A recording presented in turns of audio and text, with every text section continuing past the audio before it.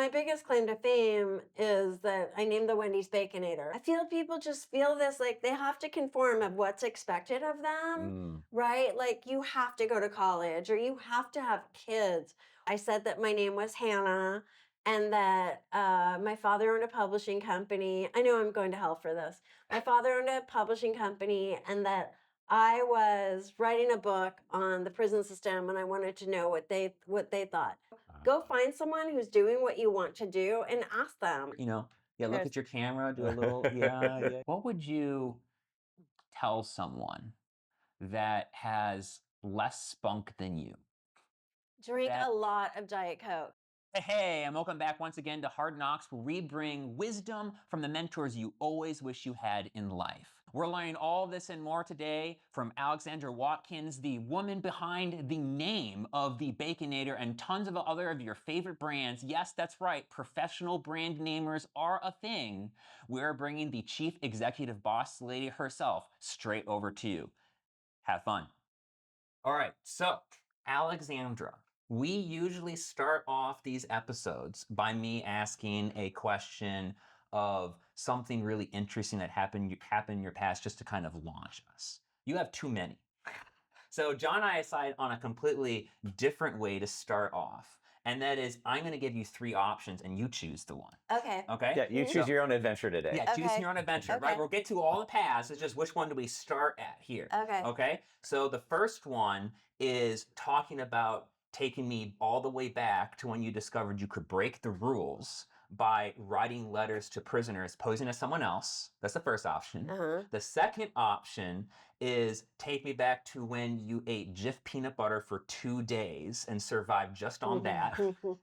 And the last one is how you got into the branding powerhouse of Lander Associates by a Match.com date. Okay. I'll do the breaking into the naming business for 500 for 500. No. Okay. Okay. So Alexandra, take me back to the day that you somehow navigated your way breaking into the naming business, getting into Lander Associates from a Match.com date. All right, I will take you all the way back. It was about 20 years. Oh my gosh, like 20 years ago. That's horrifying. Wow. So it was my third, it was a Saturday night and it was my third date with Samir. So I had met Samir on Match.com. We had a lot in common. I knew he wasn't going to be, the one, but we're having a nice time. So he was going to be taking me to a cocktail party where I would be meeting his friends. And I'm really shy when I don't know people. So I asked him to tell me about who was going to be at the party. So he told me about, just told Jim from his bike cycling team, and Sue from his office, and then his friend Anthony who worked at Landor. And I was like, what? You know someone who works at Landor? Like, I have been trying to get my foot in the door at Landor for probably 2 years at that point.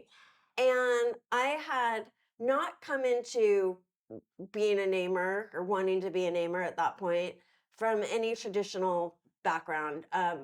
Namers are traditionally linguists, or they have a degree in linguistics, they know Latin, they know all that stuff. I completely skipped college, so I didn't have any kind of background in linguistics, or even know really anything about the naming profession. I just knew I was really good at naming things. Yep. And I had named a couple things at that point. So Samir told me, yes, my friend Anthony works at Landor. And so I went to grab my cards, which I always, as we were leaving, I always kept my cards by the door. I was a freelance copywriter at that point. Okay. And Samir looked at me and said, "What are you doing?"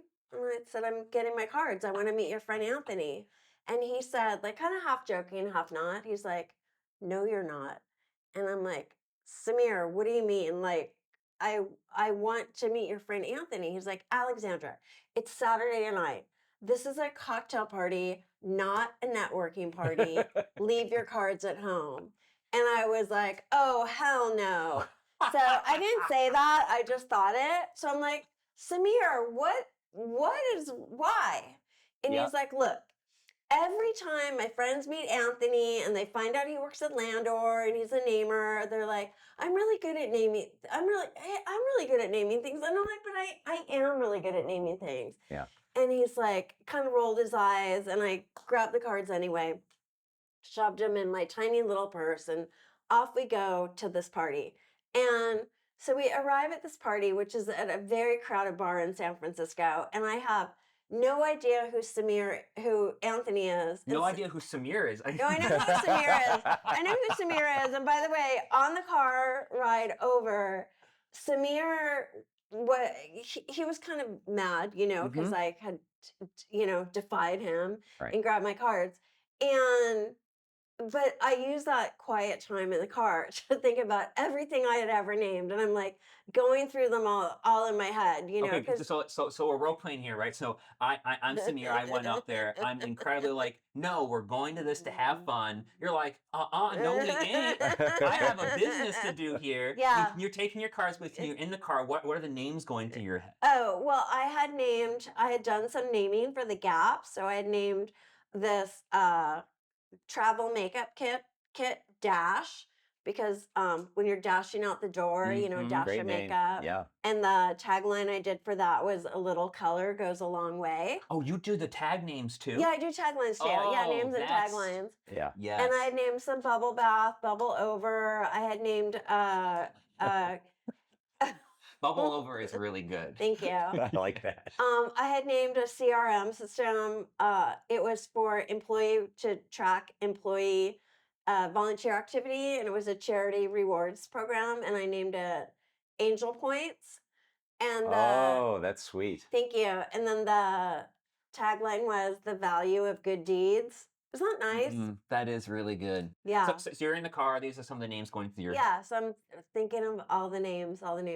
So we get to the bar, or we get to the party, and I didn't know it was going to be at this crowded bar, right? I thought it was like a regular party. How crowded are we talking? Like how big? Packed bar in San Francisco. So it was like imagine a shoebox, very large Like a shoebox. shotgun house. Yeah, shotgun house, ton right. of people in it. Yeah, bar in the middle. And I walk in, and Samir will not tell me who Anthony is.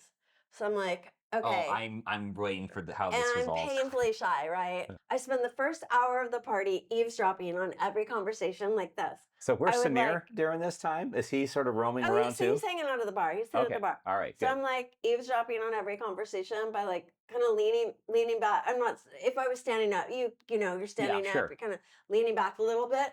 So I'm like, oh, I can't find this guy. Till finally, I heard this guy. He was wearing a top hat.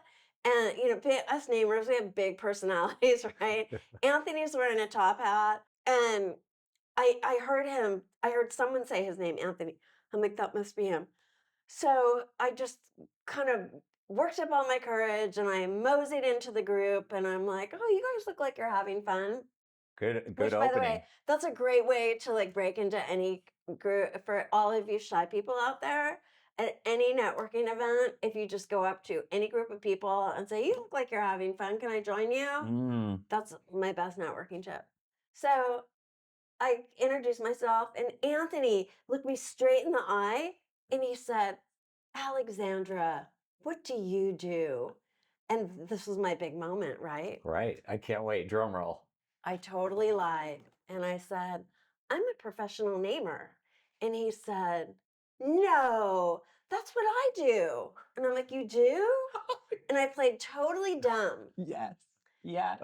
And so Anthony's like, "Well, why haven't I ever heard of you?" I'm like, I don't know. I came out of advertising. I was a copywriter. And he's like, "Well, like, what have you named?" And thank God, on the way over, I had was thinking of all of them, because when you get put on the spot, You, like, forget what's your things. favorite ad? What's your favorite? And you're like, Yeah. So I knew though, and I'm like, oh, just like it was like, oh, well, I named blah, blah, blah, and reeled them off. So this entire time, Samir was watching from the bar. So, right, so he's watching me. I'm having this conversation with Anthony. I'm very aware of his eyes, burning a hole in the back of my head. So Anthony's chatting and he said, "Do you have a card on you?" As a matter of So fact. again, no, went right back to playing dumb. I don't know. Let me see. That is a better answer. Yeah. Like, what I really should have said is like, really, Anthony, it's Saturday night. It's a cocktail party, not a networking party. Of course I left my cards at home. No, I was prepared. So I'm like, I don't know, let me look. So while I kind of do this to pretend to look in my purse, which stuff with cards, I look back at Samir, who's sitting at the bar, with the biggest FU on my face. And then I like, oh, here, it's my last one. And so I give Anthony my card. And a couple weeks later, I get a call from his assistant who is going to give me a job doing some naming for Frito-Lay. And like, I Wow. couldn't believe it. I mean, I forgot to tell you guys. So I had tried everything I could to get into Landor. So this was really a coup. Remember, I had no background in linguistics. So they're probably just throwing my resume away. But like, I sent them, here's a photo of my dog and all the names I came up with for my dog. It was a white dog, so I had a lot of, white white names, whiteout, snowflake. I don't know whatever those words were. Sure. And so that was Anthony gave me my first big break on a Frito-Lay job, and then just started giving me the San Francisco office of Landor, started giving me a lot of work, and then I got work from the New York office and the Frankfurt office. Okay, so fast forward a couple years, Samir will to this day takes full credit for launching my naming career. Of course he did. Of course. Yeah. And Anthony became my mentor and then my friend, my colleague, and we still like I got a text from him the other day. Hey, us namers, we stick together. There's a group of us that are friends and know each other, and we run into the problems that nobody else would run into. So yeah, we often bounce ideas off of each other, or what would the client wants to own all the names. How do you handle that? So yeah, so it's really great. So yeah, Anthony has at this point heard the story, read the He's story. heard the Oh yeah, backstory yeah. on No, this. Okay. he knows I All lie. right. All He right. knows That is so good. he Because when knows this goes I'm up on social media, yeah, no, he knows I'm a big liar. No. But like sometimes you gotta fake it till you make it. Like Right. that is the epitome of fake it till you make it. Yeah. That's a And really normally good not hard knocks right yeah, there, right? and that's normally something I would never do. I would be really uncomfortable saying, "Oh yeah, no, we've named that," or "No, we've done this before. I named this." No, normally I would never lie, but I just knew that was like my one chance. So, fake it till you make it is something I've heard from a lot of different people. And there was a specific moment in your story that I need to rewind back to. And that is when Samir was pressuring you, saying, hey, no, we're not doing this. What in your life gave you not just the courage to say, no, I am, but also the earnestness to be like, no, I'm going for it. I'm doing this. I'm going to put myself in a very uncomfortable position because you were in a party basically alone, trying to figure out this guy that maybe didn't make it. You have no idea. You could have Oh spent 3 right. hours. Oh He God. might have not shown Look at up. that. Yeah. See, she didn't even think about that being a possibility. So where did you learn that from? Well, I'm pretty fearless, I think. And I just wanted to be a professional namer so badly. And I knew that was going to be my big break. And like, this is way before like LinkedIn and Yeah. no, when Samir told me his friend, I first say this too, when Samir said his friend Anthony worked at Landor, I said, what does he do? And he's like, I don't know, head of naming or something. And so that's why I really wanted to meet him. But yeah, I was also raised by a feminist, so I think that, I never let a man tell me what to do. And the fact that I knew like this isn't going to be somebody I'm going to have a long-term relationship with. So I was probably a little less intimidated to defy his wishes and do what I wanted to do. Right. Where maybe if it was some guy I was really trying to impress, or I don't know, maybe I would have been more subservient. Oh, I don't think I've I ever don't been think so. subservient in my life. But no, I'm so glad I did. I mean, what if I didn't do that?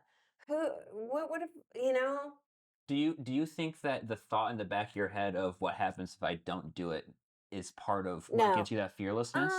No, I think I had just tried so many creative things and it just Landor was the firm, the big Mhm. branding big global branding firm, and that was going to be my big shot. And Yep. if I didn't take it, it was just back to just being a copywriter and not really becoming a namer. How did you know that you wanted to be a namer? When did that happen? What was that all about? Like, I sounds like forever. So did that go back to childhood? So I was an advertising copywriter for a very long time. And then I got a job at an identity design firm, and that's where I discovered naming was a profession, because in advertising, naming isn't part of advertising. Naming is, so there's branding in the beginning, Mhm. you're developing, the name, the logo, all the identity materials, and then there's advertising in the end. And those two worlds never intersect. They don't share budgets, they don't share any resources. Really? They're just, yeah, they're very separate. So when I was in advertising, I didn't even know naming was a thing.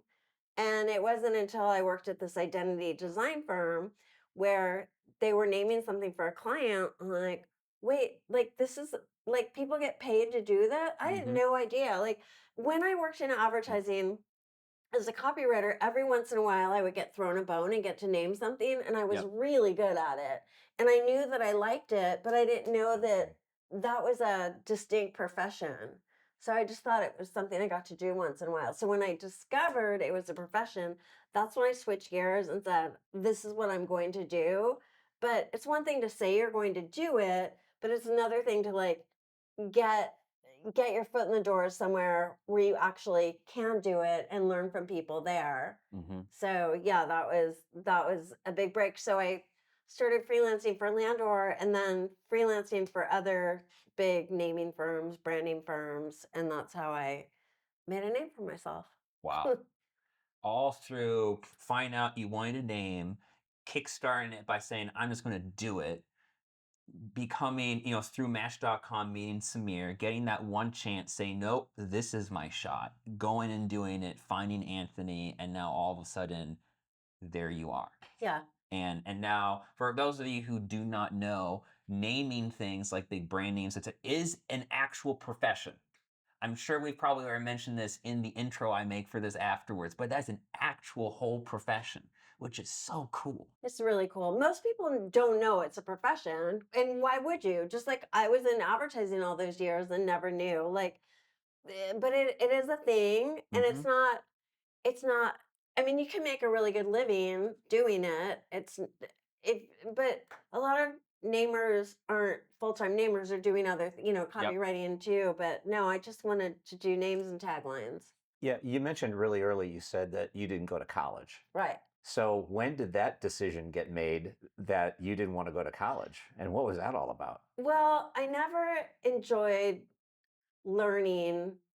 I know that's like so many people are like, I'm a lifelong learner. I'm like, I but look, I don't okay, just to let you all know, I subscribe to the New York Times, the San Diego Union, our local paper, the LA Times, the San Francisco Chronicle, the Washington Post. Like I'm a total news junkie, okay? All right. So I read constantly. I read for a couple hours a day.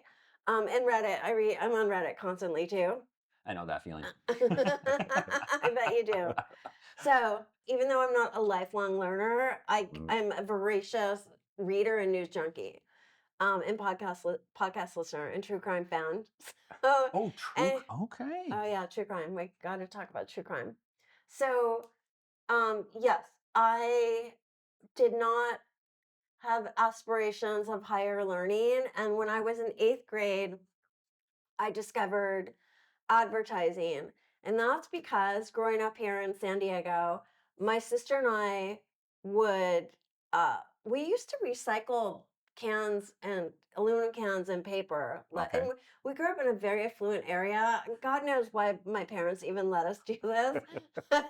But it was fun. So we would go around the neighborhood, collect cans. So you did your own paper drive, like the Boy Scouts. Yeah, kind of. My sister was very entrepreneurial, so we would go around, and one of our neighbors that was throwing away, papers, got this fashion magazine called W that some of you may know of, and so I could care less about fashion, but I loved all the ads, so I would tear the ads out, Right. and my whole childhood bedroom walls were papered with ads with clever headlines. And so I discovered advertising.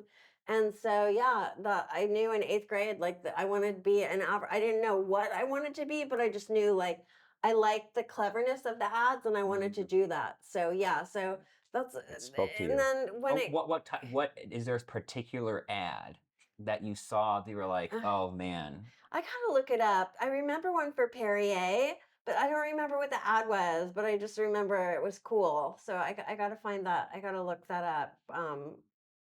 From those my younger year. I won't even say what year I was in eighth grade. I know what year I was in eighth grade, but I won't say it. It was a long time ago. Before the internet. We'll just say that. Uh, so yeah, so I knew I want to be in advertising, and then my parents are very well educated. My sister went to the Harvard Business School, so it's like it was disappointing for me not to want to go to college, but I just didn't want to sit in a classroom anymore. I just wanted to work. Right. So yeah, and hey, I did it. You did. So what I were did some of it. your first steps after you graduated high school? Well, I had a job at 7-Eleven, and As a cashier? yes, Okay. that was such a good learning experience. What'd you learn? Oh my gosh, I learned everything about consumer behavior, about buying preferences. Yeah, it was when cigarettes went from 95 cents to $1. Like that's when it was. And a lot of people, my client customers said, oh, I'm not going to smoke anymore if it goes over $1. It's so crazy because I think cigarettes probably cost like in the teens now. Right. Oh yeah. Yeah. So that was, but it was just really interesting to like see, because like was all happening right in front of me. And that was just a great education. So Let's talk a little bit more about that. Yeah, That sounds really 7-Eleven. fascinating. Yeah. So your 7-Eleven, what would you say are the two most interesting things that you learned? You went like slightly into consumer behavior. We could talk about that afterwards. What's the second one that was really interesting that you learned there? like target target audiences or different audiences for different things. I mean, I would say like the difference between someone that eats almond joy versus Reese's peanut butter cups. No, let's But, talk like, about that. I want to hear it. What's the difference? no, I don't know I don't know the difference. That was a But long there's a time profile, ago. you're saying. Yeah, I know, but it Oh, was yeah. It was just Okay. it was interesting. It was really interesting. Yeah, no, I love working at 7-Eleven. I really did. So Well, the now non-official sponsor of this episode, 7-Eleven. 7-Eleven, right. oh, thank heaven. That's my right. gosh. She's reeling it off right there. There Oh, you thank go. heaven. Yeah, 7-Eleven. no, but a great brand. So still a fan. Still go there. Do you go there on the free Slurpee days? No, I didn't do that. But once in a while I go into the one where I used to work here, and that's always fun. Pull up in my Porsche. And I'm like, I used to work here. I used to work here. Do you say that to them? Yeah, I do. Nice. That's good. Yeah, but I do it not to be a jerk, but like, oh my God, I used to work here when I was in high school. And So you're working at 7-Eleven. What was the next step after that?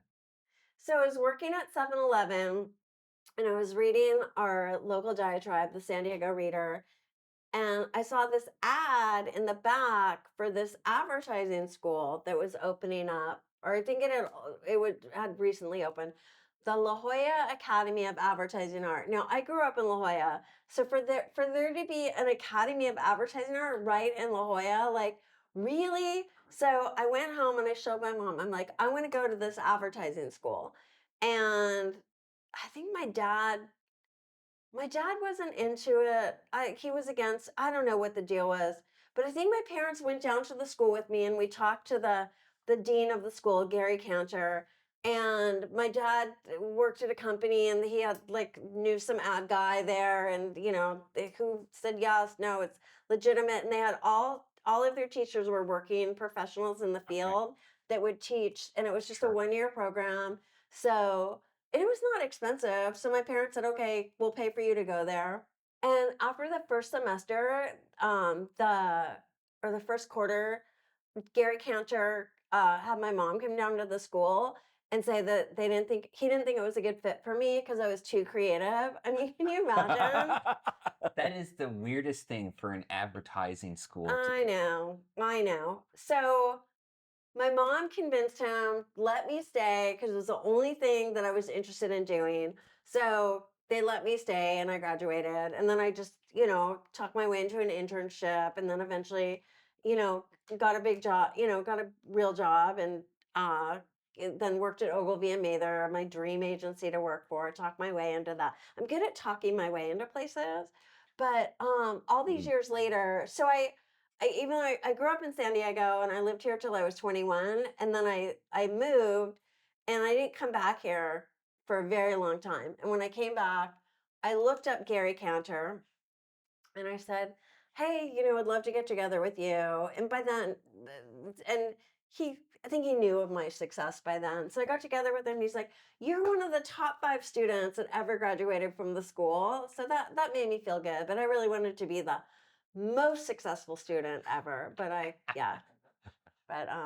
I wrote the book. So That's awesome. yeah, so it felt really good to like kind of come full circle like that. I Yeah. love that you're talking your way into a job. And I keep thinking about what is it that's driving you to do these things that you just don't know is not in your vocabulary. How far back is Yeah. that something you learned at childhood that your mom, you said was in your book, you call her out quite a bit. Yeah. Did she instill that in you? Is that how far back it goes? Yeah. Well, I like for my mom, it was always like you have to toot your own horse, your own horse. You have to toot your own horn.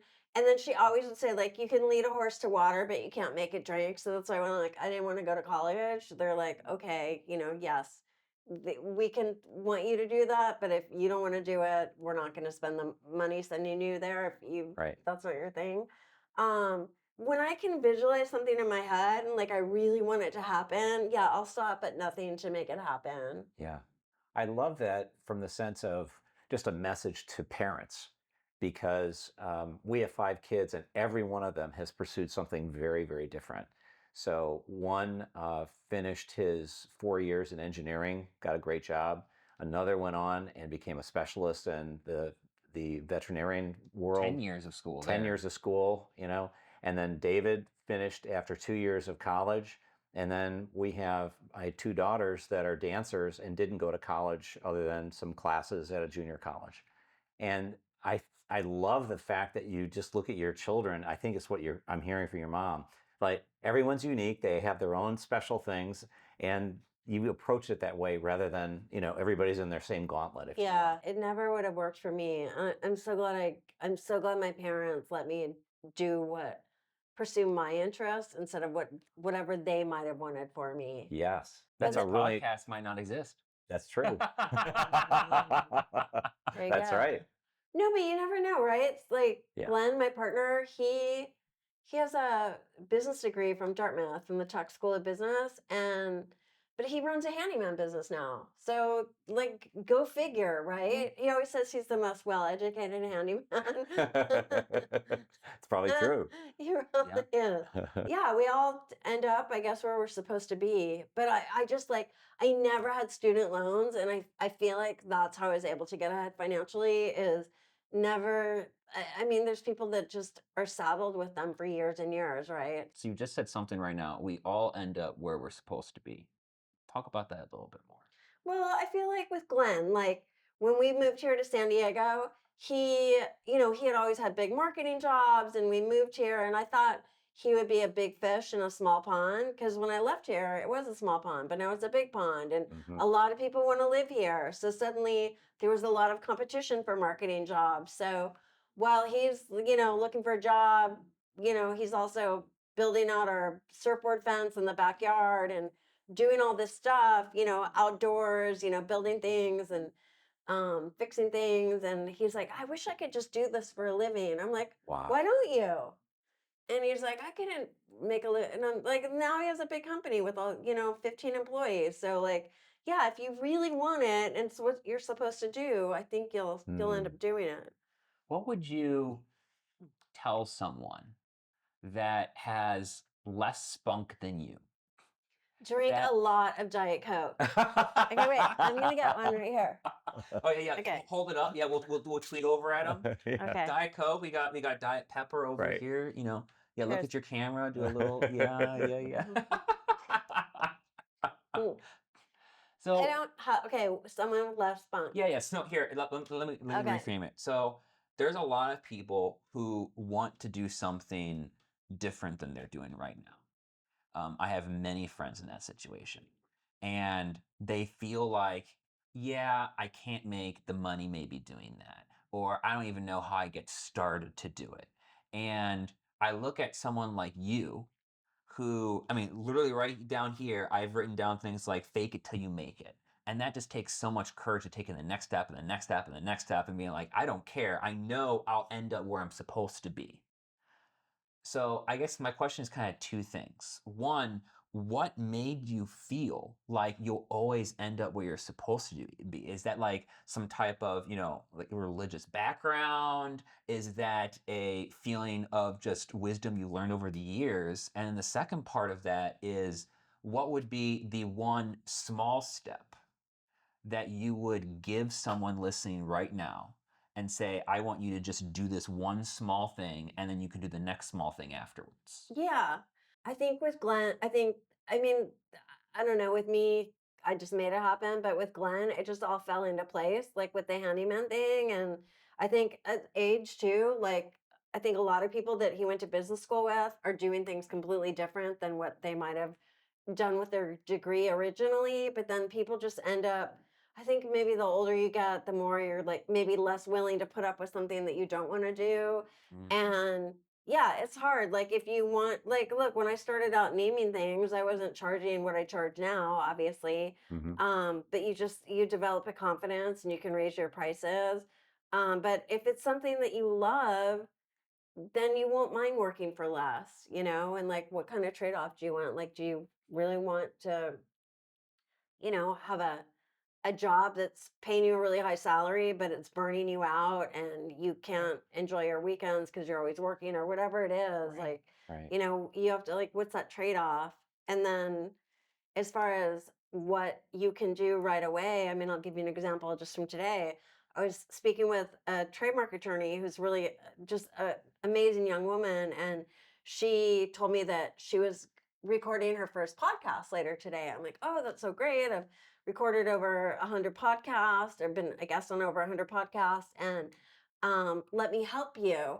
And so she didn't ask for help, but I just gave her a bunch of help. And it turned out I looked it up on Listen Notes. I'm like, oh my gosh, you're in a podcast that's in the top 0.5 global, like, percentage of global podcasts. I'm like, yeah, that's a good first podcast to do. So I just spent some time with her, showing her a bunch of tips on, like, here's how you can find podcasts to be on. I gave her a bunch of ideas. I showed her, here's my podcast one sheet. So that's kind of reverse engineering what people need to do. Go Uh, find someone who's doing what you want to do and ask them. I mean, I had a call the other day with this guy who took our namer. We have the ultimate name challenge. He found it on our on our careers page on our website, took the test, and then he set up a call with me and he just asked me a bunch of questions about becoming a namer. How did you do it? How do you charge people? What are some things I should know? And like, look, not everybody might be willing to give him the type, to engage with him like that, but right.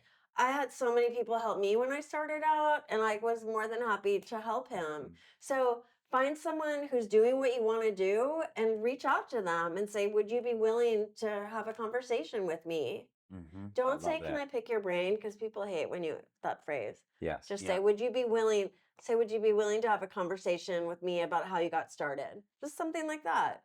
Or Mm. like, but say, I'm really impressed with what you've done with your career. I'm considering doing something similar. Would you be willing to, chat with me for 15 minutes about how you got started? I love that because it seems like the people who generally reach out are trying to sell you something. Yeah, Or they start off and say, "Oh, I'm so totally. impressed, blah, blah, blah." And then, like, and I can help you do Yeah, these yeah, things, yeah, right? But I love the authenticity of what you're talking about, just to be flat out honest. yeah, I love it when young people, especially, reach yeah, out for those kind of Well, things. you have That's to really yeah, be cool. humble to Yes. do it because it's um I mean, you taught me that lesson. That was because when I was trying to figure out what I wanted to do, you were like, "Hey, I want you to put together a list of 6 people that do something similar and then find out what they did and then copy." Now, what I didn't do is reach out to those people. I ended up doing it because I worked on similar projects they did by happenstance. But that is that's a really good actionable step. thank you, That is a really good actionable step. thank you. And after thinking Yeah. about the why do you feel that we all end up where we're supposed to be? It sounds to me like the biggest reason that happens in your, we'll call it philosophy, is it almost is because that's the path of least resistance to your soul. Is over time, like especially like we get older, you get less willing to put up with things. And what ends up happening is you spend more of your time doing the things you're naturally good at or you love doing, and you just kind of end up making it happen one way or another. Maybe not to the fullest extent like you've been able to, but at least becomes a hobby that takes up a huge portion of your time. So I've never thought about that before, that it's really because it becomes your path of least resistance. Yeah. I have one more tip in that area. So if there's something you really want to do, as a profession and you're not in that profession yet, volunteer for something that would expose you to that. So for Hmm. instance, if you want to be a party planner, but that's not, you're not making a living doing that yet, volunteer for an organization that puts on a party every year and get on that committee and then get some experience doing that. Yeah. Yeah. That's Yep. really good advice. Thank Hmm. you. Yeah. Thank you. I'm going to completely flip us over here and get a completely different angle so we can overturn more stuff here because I happen to also love Jif peanut butter. It is so good. And by the way, Jif is peanut butter, GIF is the image. Right. I'm on that team. Yeah, yeah. Jif should not be put. It has owned its I right as a agree. different I name. agree. All right, good. Thank you Wait, very did much. you I see? appreciate Did it. you see when they made the GIF label? They made one that was spelled GIF. No. Yeah, No. yeah, they did. Look it up. Oh, snap. Oh, Yeah. that's amazing. But I've got to ask you because one thing that came up in our conversation is that there were 2 full days where you just survived completely on Jif peanut butter. So you got to tell me about that. Okay, I was in Peru. So I've been all over the world. I've traveled to 50 countries and crazy, crazy places. Like, I've been to Libya. Like, I don't know a lot of people that can say that. Um, so I was in Lake Titicaca, Peru, Mhm. and I was on this boat, on a boat trip, and there was, I think all there was to eat was like potato. The Peru has a lot of different potatoes, and yeah, there was a mutiny on the boat, and we ended up like it was our boat captain. He went off with some local village lady, and we're not really quite sure what happened to him. And there was some ritual where like Peru is full of crazy things, like the by the way, if you're ever in Peru and you want to like just freak somebody out, when you're at some ruin, just be like looking at your guidebook and like turn or your phone or whatever and turn to your whoever you're with and say, "Oh my God, this is where the human rituals happened." And then like the human sacrifices happen, and they're like, "What? What? Um, Anyway, You yeah, are there was a such a ritual. There was a troublemaker. ritual. I know there was a ritual where like Coca-Cola was poured on something like as part of a ritual. It was a crazy trip. But This was yeah, not that I Carnival could. Cruise Line. No, no, no. This is a tiny little boat. Yeah, This this is is a Carnival tiny little Cruise? boat. Yeah. I can No, get on a this is Carnival Cruise to Peru and this will happen no, to me? no. This is no. This is a tiny little boat with like 20 people on it, and yeah, there was a mutiny, and the captain, who knows. When I say the captain, I mean I'm using that phrase lightly. But yeah, we were stuck on this boat. Yeah, I think there was really nothing except I always travel with a jar of Jif peanut butter just in case, it's like full, high in protein, Crunchy. crunchy. Crunchy. Yes, Yep. Yep. yes. Right. And yeah, so there was no food, but I had my Jif peanut butter. So Oh yeah, my 2 gosh. days. All right, so hold on. There was a mutiny on the ship. I Yeah. need more details. Oh my gosh, I need to take better notes on my travels. Look back through all this. I love it. I can't remember exactly No. what happened. I know I need to talk to the guy I was traveling with and ask. It was something where no, I remember the people. I remember the family. Like Yeah. we was like cuz not everyone on the boat wanted to have this mutiny thing, but we did. I think because I think we wanted to leave earlier cuz we were staying too long somewhere and we wanted to take over and the guy had run off with some village woman. The guys in like the captain. Yeah, yeah, yeah. Okay. Yeah. Wait, if the captain ran off with a village woman, who was piloting the boat? No one. I think we were. Oh my Yes. Okay. Wait. We were left on this boat with no captain, and I think he was just off doing his thing. And yeah, that's when the mutiny. That's when it was decided that we should just take over. And God. Oh yeah, my And you so made it back, we made obviously. it back. Yeah. I don't know. Are you sure? There's no proof this is actually Alexandra. So I gotta dig in a little bit deeper here. Yeah. So you're a big foodie. No, I'm not. I'm You're not not. a foodie. Oh, but I've heard of like all these cool delicacies you've But made sure to like. but I don't think they're delicacies. Like stewed camel meat. Like I don't I really. think there's a lot of people out there who would be like, I don't have the courage to eat stewed camel meat or barbecued squirrel. Yeah, I wouldn't call those delicacies though. Okay. Interesting foods. Right. Yeah, adventurous foods. Yes, adventurous eater. Adventurous eater. Yes, Okay, I love yeah, that. but not a foodie.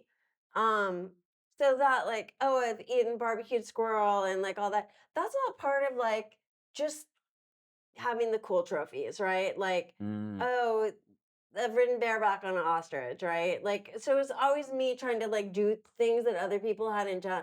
I like to be really unique and individual. Like, I don't You love like, to have stories to tell. yeah, or like having a purple Easter egg desk. Like, no one else has this desk. I had a custom made, or yeah, I like a story to tell that I Yep. did go hunting with the Hazabi Bushmen and they killed a squirrel and with a bow and arrow. I have the arrows and not the squirrel killing arrow per se, but I have a Great. lot of their arrows. But I liked, but at that point I was just being polite, like they were eating squirrel and Yep. would you like some squirrel? But then I'm like, oh, this would be a good story to tell. Like, Right. how many people? Yeah, ostrich carpaccio. So yeah, I've eaten some interesting things. The stewed camel meat that was in Libya. So yeah, different. Yeah, I just like being able to say I've done things other people haven't done.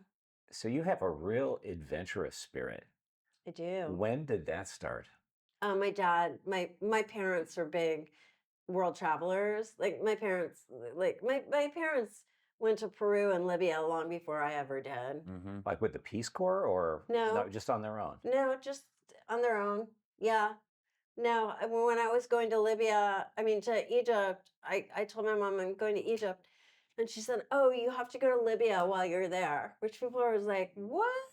I'm like, "No, my parents went to Libya. Like my parents, like back before, I think before Gaddafi was in power." Okay. But yeah, no, a lot of places I've gone back to or gone to are places that my parents went to. Did you travel alone? I've never traveled alone. Never gone alone. Okay. Mm-mm. So you always take a friend? Yeah, I had a boyfriend for a long time that I traveled with him. I always travel with someone else. I don't like traveling alone. Because alone, then I like sharing my adventures with Right. people or I like having, Yep. yeah, yeah. I don't think I've I ever completely agree. traveled alone. Oh yeah, yeah. Especially if you're in a group with 3 people, to me is like the best. Four Really? is also really good. Oh, I only Four like is the two. max. I only like two. I don't like, yeah. Because once you start adding more people, then you have to compromise more. And yeah, That's true. The thing I've always thought about that's nice with 3 and 4, my theory is that 3 is that you don't have to talk all the time because someone else can go do it and then you can just be enjoying the conversation. And then 4 is nice because you can split up into groups of 2 and 2 and do whatever you want. So you kind of get the duplex, but no more than. But you don't want to go over 4 because then you can't get into a restaurant. That's the only theory I've got there. I'm that's really interesting. impressed with your adventurous spirit Oh, because you talk about you being rather shy. hmm, And being an adventurous spirit doesn't seem to fit that motif. So I'm trying to clarify that in my mind of where that came from, other than just your parents. Maybe you feel comfortable with that. I can appreciate that. But there's got to be some inner drive behind all of that. Like, this is why I really want to do it more than the trophy value. yeah. Well, I like seeing new places, Hmm. but no, the shy thing. Yeah, I don't know where that comes from, but I know a lot of people that are like me that they seem outwardly outgoing, but it's possible to be an introvert and an extrovert at the same time. Sure. Um, I don't need to be around other people to be energized. I can just in my own mind or just being online, that's like plenty for me. Or just Right. being here in this house with like this. You guys can't see, but I have this really really fun backyard with surfboard fence and cheeky bar and Oh, big. we'll put in pictures of Oh, all okay, that. Oh okay, yeah, okay. Yeah, it's a yeah. lot of fun. So So how does that informed your decision or your process of naming things? So you have probably 10 times more of the experience just worldly. And find yourself sort of pulling on that when you are doing naming projects, or not at all? No, I don't know. I can't cite like a specific name where like, oh, that was. Although I did name the Spanish language school Gringo Lingo, that and is that's so good. thank you. And that is that's totally based on me being like growing up 26 miles from the Mexican border and not speaking Spanish.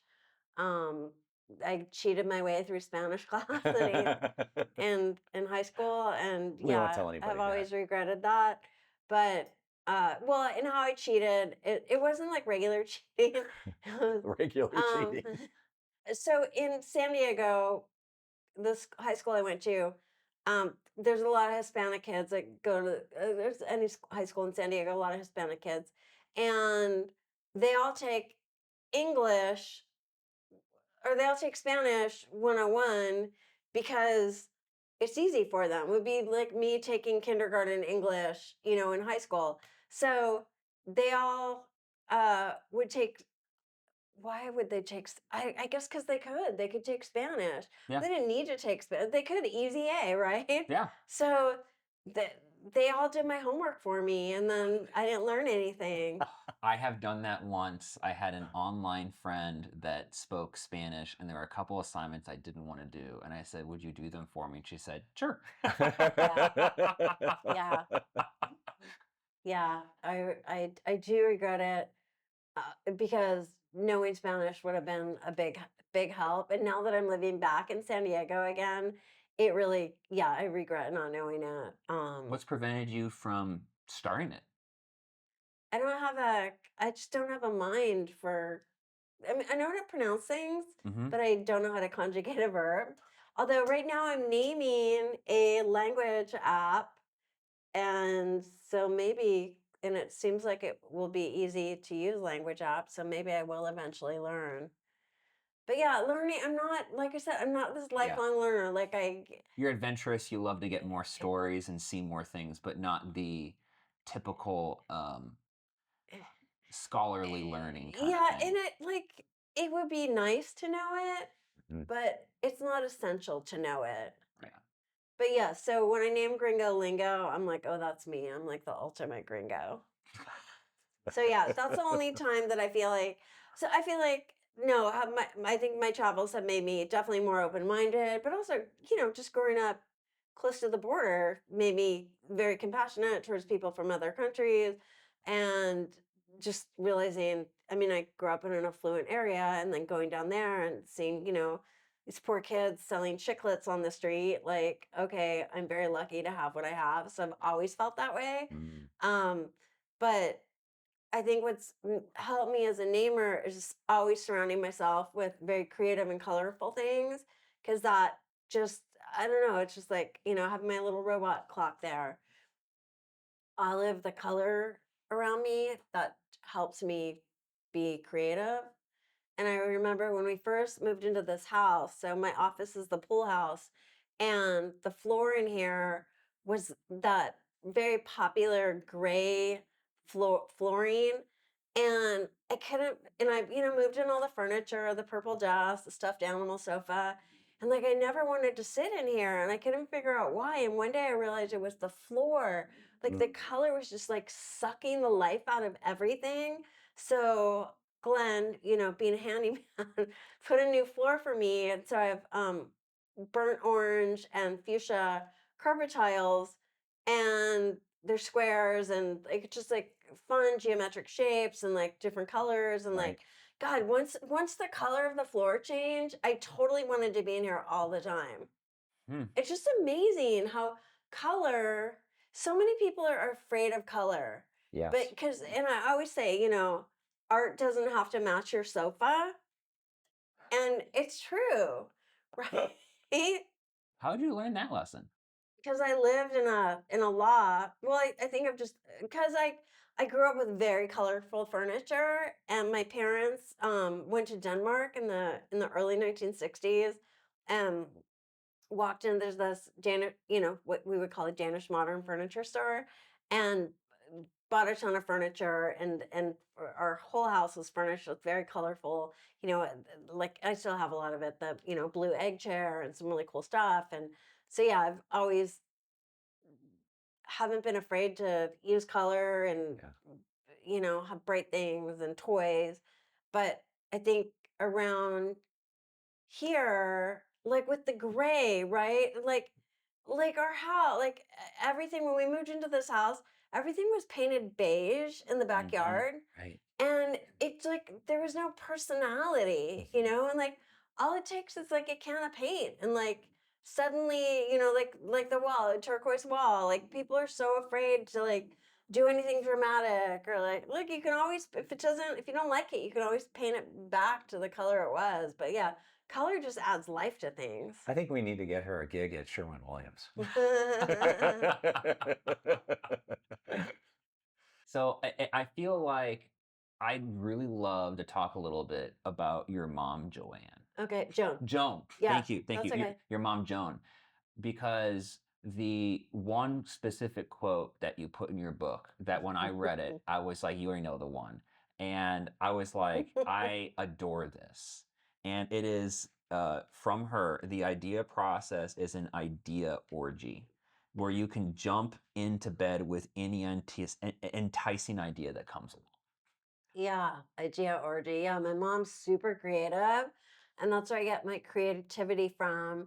And yeah, my mom's all about play. My mom's a writer and author. So yeah, she has always been creative and telling me be fearless with your ideas, and yeah, try different things and play with words. And yeah, she's my biggest fan for sure. What were some of your favorite memories with your mom that were like, yeah, that meant a lot to me when she did that, or that was a really growing experience? Because it sounds like if this is a amazing quote that's like, yes, this is so my mom, completely exemplified in you so far from everything you've talked about. My parents used to take us on every Sunday. We would go on an outing to do different things. So yeah, my mom loved to take us, to museums, and the library was an outing. Everything was like we love factory tours. So doing that with my mom, like I remember Right. my mom took us to the Blue Diamond Almond Factory, which is really cool. And yeah, so like there's always the whole my mom's a very curious person like me, and that's like people that love factory tours, I think are curious people too, like Right. how things are made. So yeah, seeing that and then just being, you know, I just I just remember once with my mom, we were at the beach and we grew up by the beach and I'm like, that smell, the ocean. And my mom's The like, copper tone smell, you mean? no, not the copper. No, I love the smell of copper tone. No, it's more of like seaweed, like Yeah. seaweed. And my mom's, people come thousands of miles to smell that smell. Mm-hmm. So yeah, and growing up here, I didn't really realize you don't realize how spoiled you are growing up in San Diego until you move away and you're like, oh, it's not 72 degrees with no humidity everywhere else in the world. So yeah, my mom just was always really encouraging and just making our lives interesting, going to the zoo, see where all my mom I still see my mom all the time, and she and I go to the zoo all the time just to go on a walk at the zoo, or Wow. take the bus ride around, or see what's new. And yeah, it's nice. But yeah, my mom was always like very encouraging to open her eyes, like go. You can see over there in the corner, I have a jackalope. That's my jackalope. My mom has a jackalope too. So the jackalope was like the family mascot. Oh, that's great. Yeah. So yeah, the jackalope. So my mom like had a great imagination, right? I Or love still that. does. Yeah. But like, yeah, like always sending postcards. Like I picked up so many great habits from my mom, like sending postcards, or my dad. And then my dad was really good at bargaining. So and we learned bargaining is the Watkins family sport, and we learned how to do that. Going to Tijuana, you learn how to bargain, So my dad taught us how to bargain. So I'm really good at it. And then going to these foreign countries, I'm good. And they like to haggle. It's Uh-huh. like a sport to them too. So Right. yeah. Tell me more about factory tours. I mean, you said the Blue Diamond Factory. Do you recall any others that you Oh, went on? yeah, yeah. Oh, yeah, Avery Island, the hot sauce. I love hot sauce. So the hot sauce factory, Jelly Belly Oh, factory. that must have been fun. Yeah, yeah, that's in Fairfield in the Bay Area. Um, See's Candy, you No, I right never there, went to See's right in Candy. San Oh, Francisco. Mauna Loa, the Mauna Loa, Macadamia yeah, nuts. macadamia nuts. Yeah, Wow. yeah, I did that one with my mom. Yeah, so, You're the first person I've ever met that has gone on factory tours just voluntarily, oh, right? what? No, why? I never heard of anyone doing that Oh just yeah, as no, an there's a whole outing. book called "See It Made in the USA." Yeah. No, it's oh my God, best factory tour ever. Okay, couple. Well, this isn't a factory, but you used to be able to tour the FBI headquarters, and there No was way. yeah, Oh, yeah, cool. back in the day. And then yeah, the Smithsonian museums, like Yeah, again, not a factory, but like cool those are, place to it is go. cool. But the mint, the Bureau of Engraving. yeah, yeah, Mhm. where they print the money. That was probably one of the coolest tours as a kid. So the one thing that hit really hard when you were talking about your mom is how it sounds like throughout your life she did her absolute best to just continuously instill curiosity in you. Hmm. What were some of the small things that she did like really early on and then later in your life to continue doing it? Because you've mentioned multiple times like she's still your biggest cheerleader and everything like that for, parents listening in that have like a kid who's maybe 2, 3 years old or maybe even younger. Some of the, stories that she tell that she did for you, or maybe because I don't know, you probably can't remember when you were 2 or 3 years old. So maybe it was like when you were 6 or 7, something like that. But were there like small little things that she was doing that you remember thinking like, yeah, that was actually really, really key in like helping me always stay curious, etc. The prison story. Okay, let's Let's talk about that. Okay. I was like, okay, wait. She's 6 and there's a prison story. All right. No, we have to fast forward. Okay. just a couple of years. Just a couple of years. Okay. High school, back in high school. So What grade are we in? I'm in 12th grade. 12th grade. Okay. Yes, Coach Can is my teacher. He was a high school coach, but also taught this class called You and the Law. And for our senior project, we had to write a report on the penal system, right? So the California penal system, not California, like penal system in general. So this is back before the internet. And so everyone in my class went to the library to copy out of a book, but we were not allowed to copy out of a book in my family. I mean, this is the thing, like, talk about curiosity, like, We weren't allowed to copy out a book in your family. no. Like, did that go all the way back since you were a kid for like school Yeah, reports, yeah, etc.? yeah. You Okay. can't copy out of a book. I mean, it's like Oh, plagiarizing, right? So so original. you would have to read it and then interpret it in your own way. Yeah. So yes, and we always had to look things up in the dictionary. Yeah, no. So, and that is something to this day, I constantly am looking at things up. Like if I'm reading an Mhm. article in New York Times, I don't understand, I don't know a word, look it up.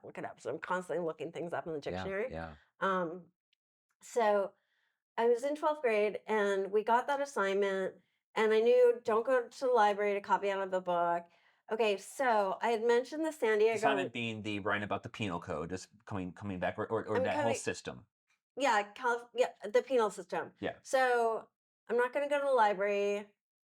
And then I had an idea. Our local diatribe, the San Diego Reader, which I mentioned before, they used to have these they had average classified ads.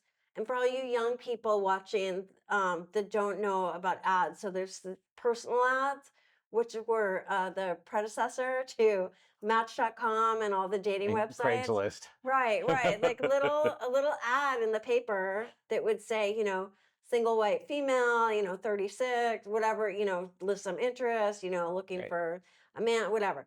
So back then, one time in that high school era, I had seen these ads, these classified ads that said incarcerated white male, blah, blah. And I'm like, Mom, what does incarcerated mean? And she's like, look it up in the dictionary. Right? She'd never tell me, look it up in the dictionary. Mhm. Really good habit, parents. Make your kids look things up in the dictionary. So I learned incarcerated meant someone was in prison. So when we got that assignment and I knew I could go to the library to copy it of a book, and we're pre-internet, I'm like, incarcerated white male. So I decided I was going to write to these guys in prison who were looking for pen pals.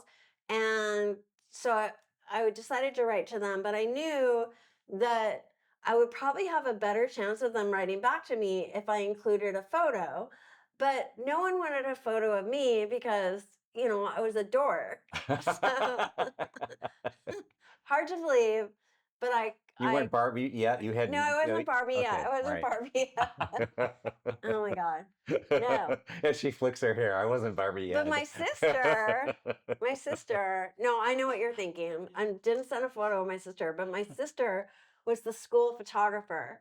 And I had full access to her darkroom. And my best friend, Lydia Golubeck, was, aspiring model. And my sister loved Lydia, took lots of photos of Lydia. And so my mom drove this 1966 Jaguar, and we had all these photos of Lydia like posing next to the Jaguar, Oh, I can't see and it. her She kind of like glamorous. this. Lydia was Polish, and she was European with like her fancy clothes and jewelry. Oh, beautiful photo. Yeah. Right. Oh yeah. No, really nice photos. Yeah. So I stole the photos, and I started writing to these incarcerated guys. And I said that my name was Hannah and that my father owned a publishing company. I know I'm going to hell for this. My father owned a publishing company and that I was writing a book on the prison system and I wanted to know what they thought. So okay, I couldn't give out my address because I didn't want these guys, Yeah, of course. after they left Sure. prison to come to my house and knock on our door. Which could happen. Could totally happen. Yeah. So I'm glad you had the wisdom to at least see that far ahead. Yeah. Oh my Otherwise, my God. family would bring you. No. Oh my God. Can you imagine? So this is where my mom just always be my biggest cheerleader, fan, supporter, curiosity generator. Because like I had to tell my mom, like, I want to do this, and my mom's like, that's a great idea. So my mom, let me use her IBM Selectric typewriter to, type my letters to these guys. And then I couldn't use my return address, so my mom said, oh, use the post office box. So my dad had a post office box 9035 down in Pacific Beach or in San Diego. And one of my duties in high school, did like the grocery shopping sometimes. And then I always had to check my dad's post office box a couple times a week. So I had the key, I had the address. And my mom's like, just use your dad's P.O. box. He'll never know. Because how would he know? He never went there. It was my job to go to the P.O. box. So at first the letters, so I wrote to these guys, and at first the letters started trickling in, and then I started getting a lot of letters. Yeah. Letters, like long letters, these guys How have a many lot of people were you time. writing to? I wrote to 6 guys. Okay. 6 guys. How And I long got- are we talking about? Are long? Like 3, Oh, 4 like, yeah, pages? pages, but like single space, like, yeah. So letters and photos. So I got the letters and photos. So, and this is a long senior project, so I had time. And so then for my report, I just wrote one intro page saying this was what I did. I wrote to these guys, and and then it was like 26 pages of letters and photos that these guys sent me. And Coach Wow. Can gave me an A+, and he said it was the most creative report he had ever seen in all of his years of teaching. Mm-hmm. I bet I'm friends with him on Facebook. I bet if I wrote to him on Facebook and said, "Hey, is it still?" Of course, he's gonna say yes. I mean, like, so that was the biggest life lesson for me of you can break the rules and still get ahead. And that set the course for my whole life. Like, it's okay to break the rules, be creative. And so anytime I've had a challenge in my life, I have, like, getting into Landor, right? Like, even sending photos of my dog and names I came up with. No, it didn't work exactly, but it was a creative solution to a problem. So anytime I've needed to do something, it's like, what's a creative way to do this? And I would tell anybody listening, find a creative solution. Like, if you were trying to get my attention, if we didn't know each other, and you sent me Jif peanut butter, you would have definitely gotten my attention, right? So, like, Especially if it was like this big of one or something. Yeah. but you don't have to. It's easy to get someone's attention if you're creative about it. It Right. really is. Totally agree. I mean, like, okay, behind me, the pink fridge. So Adam Grant is a multiple New York Times bestselling author. He wrote Give and Take, the originals. He's written many, many books. He, I read Give and Take. I loved it. I wanted to get on his radar. So I had I took photos of myself in front of the pink fridge holding different business books. And I sent them to authors to get on their radar. And that's how I met Adam Grant. And the back of my book has a blurb from him endorsing my book. So, like, but I was creative. I have a photo of me holding the book. The pink fridge is full of books, by the way. So it's me standing in front of the pink fridge with it slightly ajar, holding his book. And yeah, so, like, what's a creative thing that you can do to get on, authors, like if you ever want to meet an author, they're very easy to meet, especially if you do something fun, like take a picture of their book in an unusual location. See, Right. that's the key thing you had mentioned until now. Fun.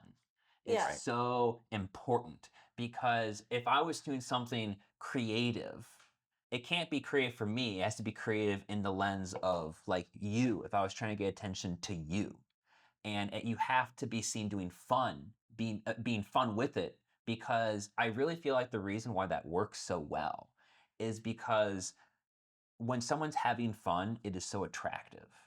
I mean, think about back to, we've all had those days where we're playing on the playground, right, in school. And who does everyone, a whole group, even if they're doing something else, who does everyone else run to? The one kid doing something by themselves who's having fun. Everyone's like, wait, what are they doing? And then everyone runs straight on over. It's just, it's part of human nature. That's just who Right. we are. It's so cool. Yeah. Yeah, I think about your cousin Mark, who he is the party.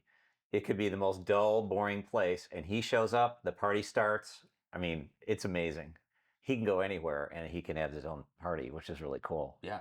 The one thing I'd love to ask about is you mentioned it's okay to break the rules. So that's a whole big topic here because one, when do you know it's okay? How much do you break the rules? And I mean, because you don't want to break them too much. Like what goes through your head? So you're seeing a problem, you're like, I'm not going to do it the regular way.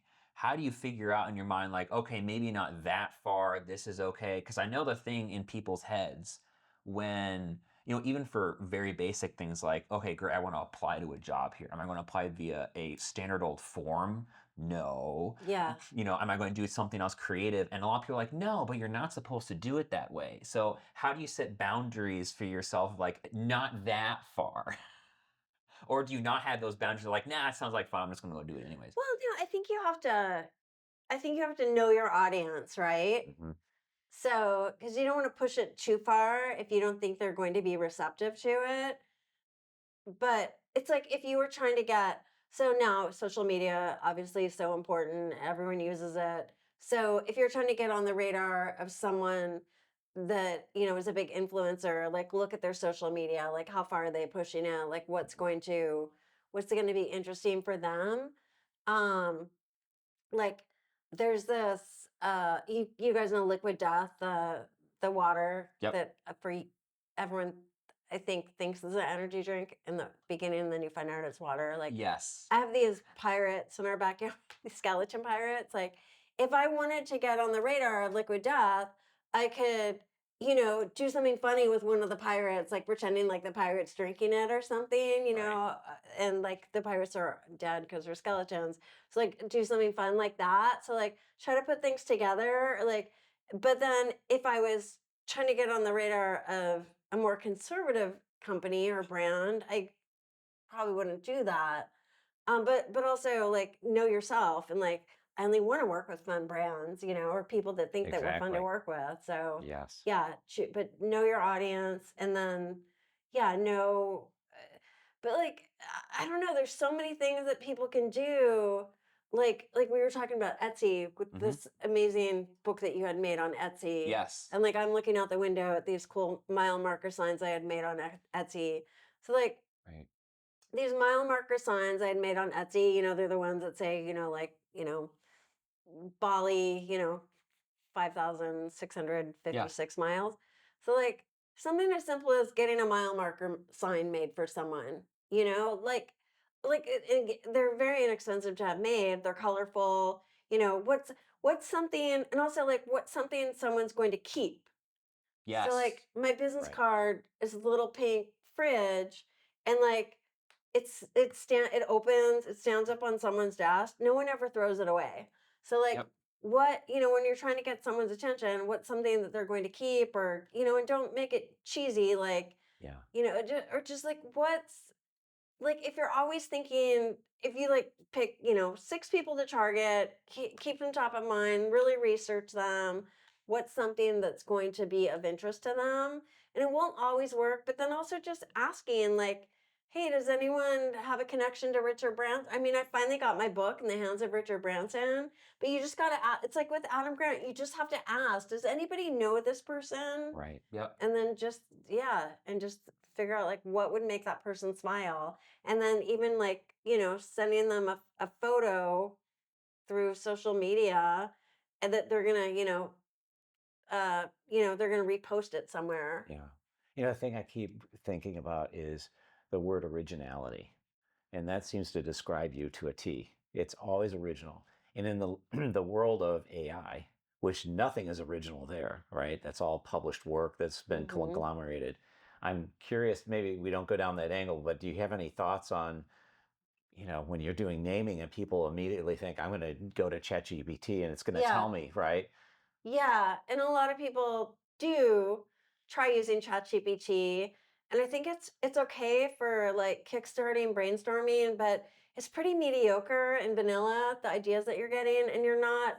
I'll give you an example. I was working on naming a family travel game company, and ChatGPT would, and I asked it, and so just as a chat, I didn't need it, but just as a chat, I asked it like, come up with fun names for a kids travel game company, ridiculous roadside adventures, like really not even funny, or like corny, like dad joke kind of thing. Sorry, Yep. Dad. Yeah.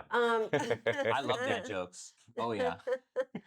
But like it's not doing anything original versus with me working on it, I came up with names like Fee Fi Fo Fam or Fee Fi Fo Fun or Tripopotamus. Like it's not there. It's so not there yet. Right. Um yeah, I was naming a company. This woman is a butcher and she sells meat at a small farmers market in the Midwest. And she wanted a name that she could put on, for her meat company, but also she could put onto merchandise and sell to tourists at this small farmers market. And so I came up with the name Mrs. Cleaver, That's really and good. I helped her make a logo, like a starter logo with like a 1950s housewife that's like wait, she has a cleaver in her hand, she's winking, Yes. and there's no way ChatGPT is coming up with the name Mrs. Cleaver. It's just not. Yeah. Oh my gosh, I I love that. yeah, I Thank think you. the biggest thing in um with AI and doing that kind of creative stuff I found out is it's really only as good as you are already creative. Yeah, I think you're right. It's not going to instill more of it in you. And so like I played tons of Dungeons and Dragons for like 10 years. And the one example I love giving people on you can't not be creative yourself. It just amplifies the people who already are because you can do Mm, more of it and more fast because I have yeah, someone I can like brainstorm with. And so for example, if I wanted to write a fairy tale for one of my games, if I say write a fairy tale, it's garbage. It is the absolute same thing everyone else would get. However, if I do something more unique and I say, hey, can you give me an idea for a fairy tale that has Icelandic and Norwegian roots that's written from the perspective of parents trying to instill a message in their kids to not do something? Then it will give me something kind of interesting to yeah, work from because I know what I'm looking for. And then I probably have to go back and forth like 10 different yeah, times. Like, yeah, and if you were using it, you could get something like maybe half good. Like you walked in your process, like going to like, great, you do this and then this and then this. But yeah, it's not going to give you something straight off the bat unless you know how to get there. Yeah, I love it. Can we? I want to talk a little bit about some of the names. So the names that you mentioned, and I don't know if these are all yours, but you mentioned the slutty vegan. Was that one was no, that's yours? not. No, That- a really that- funny story about the slutty vegan. I wrote the second edition of my book. I sent it to my editor, who had a lot of trust and faith in me. And so I sent it to him, and I'm like, as you're waiting to get feedback on anything, you're like, I'm biting your nails, pins and needles. So I'm waiting, waiting, waiting. And he finally sends me an email, and all it says is the slutty vegan really the name of a restaurant? That's all he said. I'm like, yes. He was like, okay, it's great, love it, don't change a word. Like the whole book, love it, don't change a word. And I turned it in early, so I still had a couple months to like perfect it. I love So it. I did make it better. But yeah, no, I thought that was funny about the slutty vegan. And you said your favorite name at that point when you wrote the book was Joe Blow Bicycle Yeah, Pumps. bicycle pump named Joe Blow. Oh my Absolutely my gosh. favorite name. Yes. And no, that's not my name. Oh, so the things that I was interested in is you got into this merchandising thing, and I was thinking about Spoon Me, which is Yeah. one, right? Such a good name. So it's a Thank you. great name, and I thought, well, that has a very much of a double entendre there, and has some By sexual the way, connotations. it's for an ice cream and also a No, it's a frozen yogurt. thank you. Yeah, Right. froyo kind of place. Yeah. Right, but of all Yes. places, Salt Lake City, Utah, Yeah, right? yeah. So, I mean, there's just so much going on. Help me a little bit understand that, and because that that business was a franchise back in Yeah. 2008 or something like that, Yeah, right? they did not.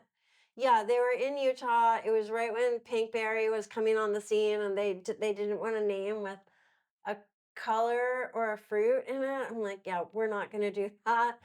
And yeah, Spoon Me became the name, and yeah, they were in Utah, but they were very self-deprecating. I knew that they weren't like these devout Mormons that were going to object to the name, and they love the name as much as I did. So that was really good. Sometimes when we're naming things and I mean, we always come up with, like 100 plus names, but like that name, I knew like right away. I'm like, that's the name. Sometimes you just know like that's the name, and that was definitely one of those instances.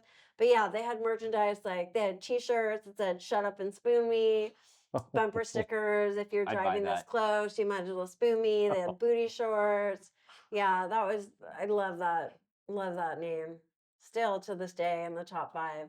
It's definitely one of those. I'm curious though, those become your babies, right? They're Yeah, those names.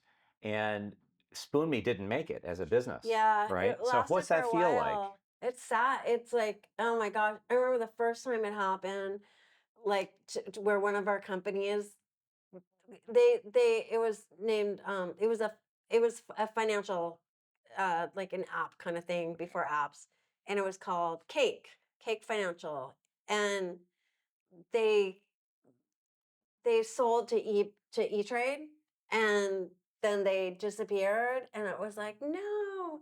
And now, I mean, we've been in business 20 years, and most businesses don't last that long. So a lot of businesses that we've named are no longer around. But then there's Mm. names like the nail salon we named Hand Job. They've been around 15 years.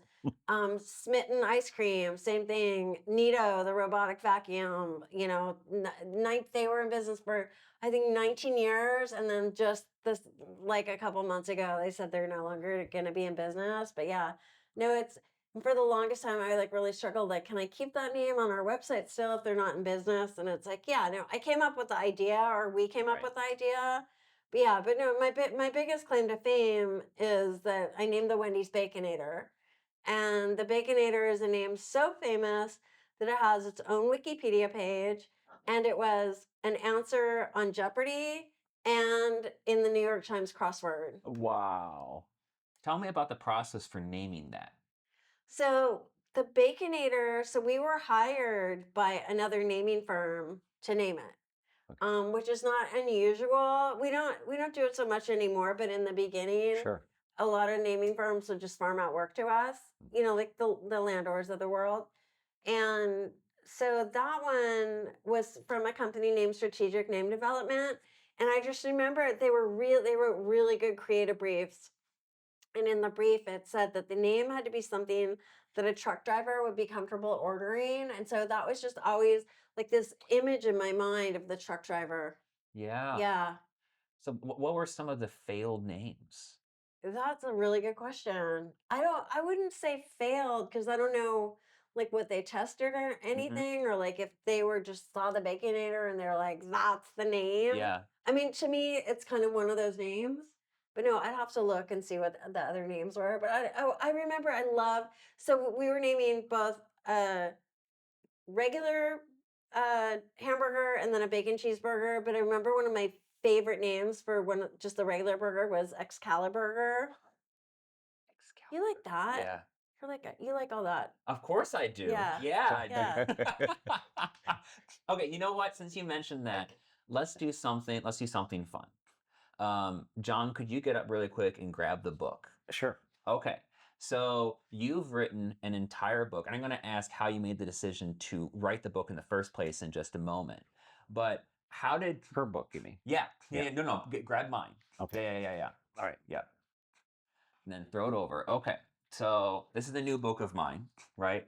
So a guest book, but I also want to have tons of people sign it. So what would be your process you'd go through just to help people understand like the process? This is not an extremely simple process where like, oh, I wake up one morning, I take a shower, I go. Like there's a whole intense, step-by-step process. You've written a whole book on it. What would be some of the first steps you'd go through if you're like, great, if your project was, I want need a name for this book? How would you go Like through a and do name that? for the book or a name for the company that made the book? No, a name for the actual book. Well, tell me about the book. Okay. What type of questions would you normally ask? What who tell me the purpose of the book. The purpose of the book is probably twofold. One, for anyone coming to visit to go leave their name inside of the book, maybe a message if they want. And also, whenever we go and meet guests or anyone else who's particularly interesting, I happen to have the book with to say, hey, this is probably a way more interesting thing to go and sign than just like a piece of paper or something like Yeah. that. Yeah. And then Hold a so lot of different fun memories, and maybe over 20 years you could thumb through and say, oh, I remember visiting this person at this date. That was really fun. Almost like a yeah. travel guide. Yeah, it's so much more than a book. Look at these pages. Oh my God. How are all of these like hand singed, do you think? All of them are, it is 100% completely handmade. Yeah. Oh my gosh. Yeah. That's beautiful. Okay, well, one thing I would do is I would research what were like guest books called like back in the Back in day. the day. Yep. Yeah. And then what are these kind of book? I would look up all kinds of words around old books, you Okay. know? So your first thing is you gain inspiration from like the product itself. Yeah, from the product and then the whole idea. So it's like, yeah, people are signing their guests, it's like memories. Yeah, I would just start exploring those words. And then So gain inspiration from all different types of angles. yeah, and then it's like kind of a law. It's like a ship's like I think of it like a ship's log, like that's kind of coming Mm-hmm. to mind, Yep. like something like that. But I need to like have my tools in front of me to Oh, yeah. look for ideas. But Oh, yeah, yeah. I would just start I think one thing that's really good for brainstorming is just start speaking out loud because then when you're saying things out loud, then it's just easy. Like there's keys and they're so cool. It's just these keys. So like I would write down the word key, Mm-hmm. or mark, Just or writing down everything that just comes to mind and saying it yeah, out loud. Yeah. yeah. But it's like it's not a diary, but I would look up words that meant recording Mm-hmm. things. I mean, what have you been calling it? Weapon. One of my thoughts was something like the Fox's Book of Names, or something around the name of something like a grimoire, like a magical grimoire, that type of stuff. Yeah, yeah. What I loved in your book, that of some of the processes you go through are you're first just trying to get plainly inspired, right? You're having, like what your mom would said, you're having an idea orgy. Yeah. Right? And you're just writing down literally every single thing you possibly can. And then you're going super deep into each word that kind of inspired you. And, deeper and deeper and deeper and deeper, and giving parts of, her book away that is fantastic, and going through this huge process and Googling everything. But it really is just this culmination of just being curious, when research more and finding it, and like, oh, what's this word mean in like Norwegian? Oh, that's interesting. It has to be fun and easy to say, and going through that whole process. Yeah, but like here, I would like there's rivets on here, right? Mm-hmm. So do something with riveting, like riveting guest. You know what I mean? Oh, yeah, yeah, Or yeah. like it's bound, right? Like this is a really cool bound book. Like, bound for glory. Like I would play around with phrases like that. Yeah. And then fox, you do a lot with fox. Mm-hmm. Yeah, sly. Like what are properties of a fox, Mm-hmm. or like outfox, fox, foxy, fly. Um, yeah, and then there's kinds of foxes like a velix. Velix is a really cool word. Oh, yeah. VLOX. Oh, that's a particularly fun one because old tones would be written with vellum, Oh, which, see, yeah, yeah, yeah, so that's a kind of yeah, fun double entendre. Yeah, yeah. But like tome, you said like tome is one of those words. Like yeah. what could you do there? Yeah, this is so beautiful. You know what's interesting about this is I didn't even know you were thinking this maybe about 5 minutes ago, but to watch your process is amazing. The questions you were asking and how you were touching the paper and feeling that, because the word I wrote down earlier was field research and originality. And it makes me wonder, did you actually taste the Baconator before you started naming Oh it? Was that no, even I still important have to you? never eaten one. All right, so if you're listening right now and you have taken really good notes, you know exactly what you have to do if you want to get some time with Alexandra. Don't send me a baconator. All right, so Don't. don't do that. Don't. I love the you I can just see your brain starts to shift. There's just the creative light bulbs start going on in your head. Hmm. I think that's what makes it difficult for other people to sit down and think I can do that myself, right? Oh, Yeah. It's but not as easy as it looks. yeah, I guess not. But like, if you were just describing it, you could pull like even when you had this made, you had something in mind that you wanted made, and Hmm. whatever direction you gave to the woman that made it. And then also, if you bought this just you know off the shelf, you could look at what's the description say of it. Hmm. You know. But no, it's so cool. But yeah, I would just need to look up, antique books, and then I would just start like Wikipedia is a great place so for ideas. And one thing that I do a lot of when I'm naming something is when I'm researching something, I just skim. So for instance, I was naming this company where it was a men's athleisure wear. So, Athletics, that kind of thing. like Fabletics, Yeah. right? But for dudes. And so the name was the client was really into MMA fighting. So I'm like clothing, you can name clothing anything. Like that's really hard to name because there is no right answer. It's not like Yeah. spoon me. We're like, oh, I get it, frozen yogurt, like you're eating with a spoon. Like, Yeah. bleh. So I'm like, okay, MMA fighting. Okay, so I started looking up. I Googled, uh, top 50 movie fight scenes and top 50 car chase scenes. And then there's so many nice people that have put together a list and, so much content of everything. So I just started reading and skimming. I'm not reading for comprehension at all. That would just take too long. I'm just skimming, looking for interesting words to jump off the page. So I'm reading about all these movie fight scenes Hmm. and I'm skimming, skimming, skimming, skimming, and then I see this these two words jump out at me, and it's stunt double, and I'm like, oh, stunt double is perfect for athleisure wear because it's like you're aspiring to be that guy, that Right. stunt guy, but you're really just at home on the couch eating, flaming Cheetos. So yeah, stunt double became the name. Oh my gosh. You saw the movie Fall Guy, I assume. No, I didn't see Oh, it. it's about a stunt Oh, double. it Yeah, is? it's Oh, just no, I came. didn't know Oh, it's that. so funny. It's one of the best movies I've seen Oh, wait, recently. is it a comedy? Yeah. Yeah. Oh, Yeah. wait, who's It's in kind of a it? rom-com. Oh, I should know the names.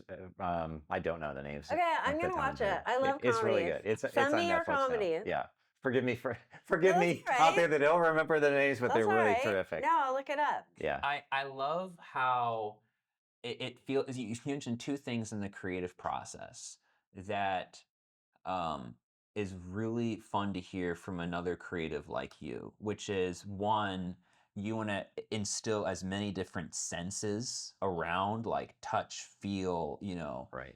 seeing it, smelling it, and just anything that kind of comes to mind, and being adventurous enough to go do that.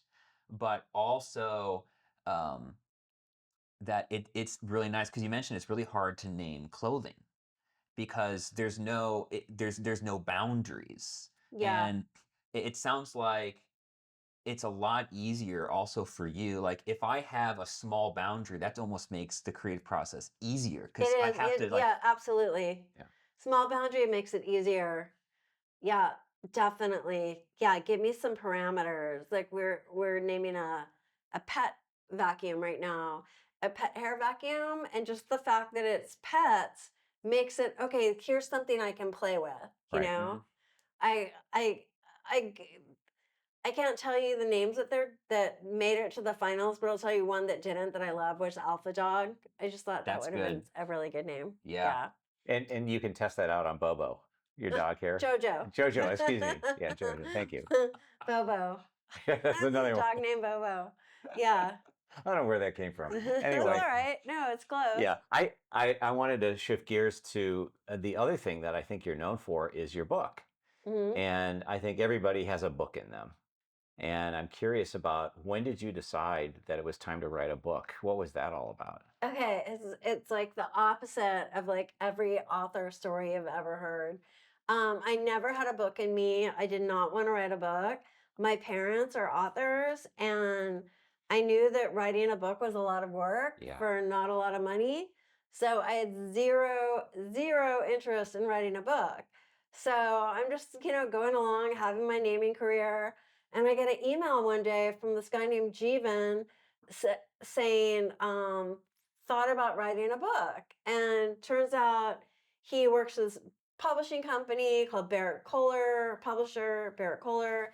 And he had found my website, and one of their interns, Grace, had found, I think she saw I was doing a speaking engagement, and then she found my website, and she told Jeevan, she's like, this is website's really entertaining. And my website it's eatmywords.com. And she's like, what do you think about having her do a book? Which, very high risk for an intern to make Right. any suggestion Yes. whatsoever. But thank goodness she did. She was fearless.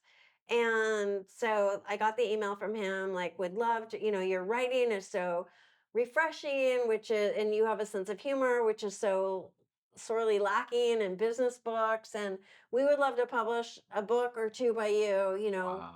What do you think? And I'm like, oh, thank you, but I'm not interested. And to anybody listening who wants to write a book, they're probably very horrified right now. Because that's a Like, hard process. I'm like, Finding a publisher is yeah, hard. exactly. And like, Right. I didn't have to do that, but I'm like, no, no, thanks.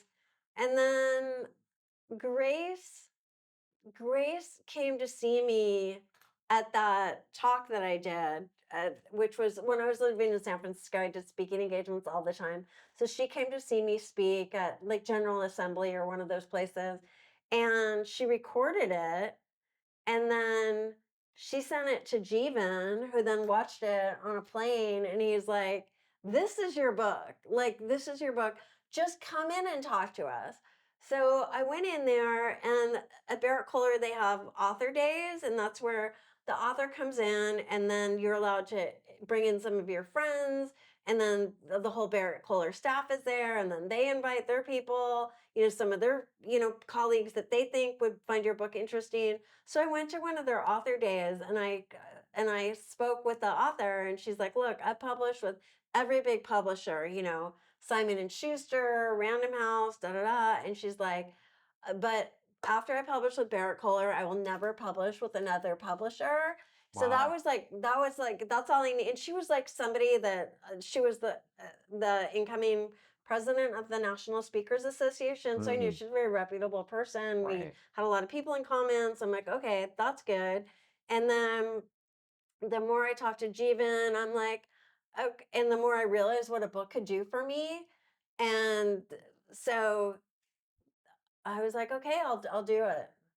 And I'm so glad I did, because the book opened so many doors. And yeah, the money is not in selling the book, because, I think I make $1 every time one of my books is sold. Right. It's in the work that comes from the book. Somebody, I mean, I can't tell you how many times somebody picked it up in an airport bookstore and then Wow. either emailed me from the plane or called right after they got off the Yep. plane and like, yeah, we want to hire you. So yeah, it was all, and then I was able to raise my prices, and yeah, the book, we get a lot of work from people that have read the book. Yeah. So help So me. cool. Thank you. So I like how what you said is that everyone's got a book in them. I think that's really true. Uh-huh. What would you say to some of those people that have probably been playing around with the idea in their head, like, yeah, okay, I sure I could write a book, or those people where all their friends are like, you should write a book. Like, why have you not written a book yet? What would you tell them that would maybe start to steer them in the direction of, okay, maybe you should put a little high on your priority list in terms of like, what does it actually give you in the end? What does it really be? Because you were in that position too. probably a lot of people for a long time were like, you should write a book. You should write a book. But why? What did you tell those people? No one ever told me I should write a book. That surprises me. Yeah, I didn't. And when I first wrote the book, I don't feel like when I wrote the second edition, it had 50% more content because I had more stories by then. Mm-hmm. But what I would tell you if you want to write a book is don't write the book first, write a book proposal and then pitch that to publishers instead of writing your book first. Although I think a lot of people self-publish now. And there's nothing wrong with that, but I would say if you are going to self-publish, get a really good editor because so many books need to be edited. Most books are way too long and too full of fluff, and people they put way more in the book than needs to be in the book. Right. So I would say, I'm just speaking about nonfiction right now. With nonfiction, like in a book proposal, they're going to want to know, what makes your book different than any other books on the topic that are out there, and that's really important for a publisher to know. And then they also want to know, like, you can't. You have to have a platform before you write a book. You can't say, I'm going to write a book and that's going to give me a platform. So you have to already have a following on social media, or a lot of clients or something that really where you've already made a name for yourself, and then the book will because the publishers want you to have somebody to sell the book to, Right. and somebody, right, as opposed to, so yeah, you can Jeevan my if you want to follow somebody really good on social media, just go on LinkedIn and follow Jeevan, Jeevan, and his last name starts with an S. I'm not going to even attempt to spell it for you, but you'll find him. He works for Barrett Kohler. Okay. BK Pub is their website. Right. But Jeevan has the most sage wisdom on writing a nonfiction book, and he tells it to you straight. And so, yeah, you want to submit your book proposal. Barrett Kohler has a book proposal on their website, BK Pub. You can use that as a template. And then once you write the proposal, it will really help you figure out, what should be in your book. And then you submit in your proposal, I think you submit a sample chapter or two. But the book industry is hard. People don't buy as many books as they used to. Right. But what a book can do for you, it can give you tremendous credibility. It can help you get, speaking engagements, help raise your prices, really make you a subject matter expert. And then if your book is successful, it can, you will be, you'll come in contact with other authors who are successful. Yeah. And I think that really helps. And I'm really lucky. My book was named a top 10 marketing book by Inc. magazine, and that really helped. And also, I have, I think, close to 700 Amazon reviews now, which Wow. is, yeah. So it's like, and writing the book is just half the battle. Like, you got to write the book, but then you have to market the book. Yep. And every publisher wants to know, how are you going to market the book? What are groups that what are upcoming speaking engagements you have? What are where are places that you plan to market the book? How, because they don't do it for you anymore. It's not like the old days. You're not being sent on a book tour. Nobody does that anymore. Unless you're a really famous author, people aren't doing book tours. Yeah. The thing I loved about your book is now that I've gotten to know you a little bit, the book is you. There's It's so much fun. Yeah, it's fun. It's a fun read. I mean, I knew when we arrived here today was going to be a fun day. Yeah, I mean, And look at the place. yeah, it just is. It's just brimming with color and fun, and it's made me think: how do I instill more fun in my business, and how can I make myself more fun to work with? And how that would ever get into a book, I don't know, but it's really been great. No, I'd like to talk about that a little bit more. How do you make your life more fun, one step at a time? Because I would agree. I think we both do our best to have fun, going on hikes, doing things, making things like this, right? But you're almost a whole different level of fun. So, how do you, if you're just talking to us and you're saying, great, how do you start having some more fun? Like, what are some different things that you start looking at? Toys, right? Like, look at my little robot clock, right? Actually, when the alarm goes off, the eyes flash. Oh, really? Yeah, yeah. So I think surround yourself with toys, color. Yeah. One thing you can do is like in your email signature, in your voicemail. Like if you call my cell phone and you get my voicemail, it says, "Hi, it's Alexandra. You've reached the bottom of my purse." Right? Like that's fun, right? Like what? It's true. You Mhm. usually, yeah, but and then just your email signature, right? Like make it, or how you sign off, how you sign off on things, or your salutation, or just your, like your wireless network name, right? Like have a fun wireless network name for your guest, and a fun guest password. Like that's something you can do. People take themselves so seriously. People do take themselves way too seriously, and like even just like if you look on LinkedIn, like everyone's so serious, right? And I remember for April Fools this year, uh, my friend emailed me. He was like, "Oh, what are you doing for April Fools this year?" And I'm like, I don't have anything." And so I'm like, "What can I do? What can I do?" Okay, celebrity baby name. I'll say I named a celebrity baby. So I decided that to say that I named Elon Musk new baby. And you know how like Elon Musk has like 12 kids? And so no one would question that he had a new baby, right? And it's not like Kim Kardashian where you would know if she was pregnant. Like no one would know if he was having a kid. So I found this picture of him holding a baby, and I said that, eat my words, named Elon Musk new baby. We named Elon Musk new baby. And then I went on ChatGPT and I said, I came up with the name, right? Hmm. So I'm like, hey, what does Elon Musk love? The letter X, right? He loves Yes. that letter X. Yes, he does. So I'm like, okay, what name can I come up with X? And I'm like, oh, I'm gonna say it's a baby girl. The name is XX chromosome, right? Because like it totally sounds like, because he comes up with these insane names, right? Yep. And like XX chromosome, it sounds totally real, right? So I went on ChatGPT. I'm like, okay, I'm playing an April Fool's Day joke. I'm saying that I named Elon Musk new baby XX chromosome. Write me a bunch of rationale of like why it's a good name and make it super complex and convoluted. And it did, and it's priceless. Yep. So I put that on ChatGPT, I mean on LinkedIn, and I said, so I put the picture, we named Elon Musk new baby. I put the photo of him holding a baby. It's a baby boy, but like who would know?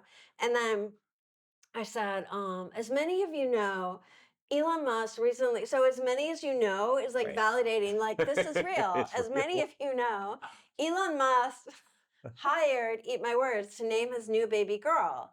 And I'm proud to announce the name is, XX chromosome. And then I had all of the rationale that ChatGPT wrote, which is so good. Yep. And then I posted it, and like people really believed it. I mean, Yes. one namer even, she's like, "Oh my gosh, how do you mind if I ask? Like, how did you get that gig, and what did you charge? I really want to get into baby naming." So yeah, people really fell for it. And then I'm like, okay, I got to send this out as an email, and so I did the Mailchimp, and like people really fell for it. So That's yeah, it so was good. good. Yeah. How do you? Why do you think it is that people take themselves so seriously that they never have fun?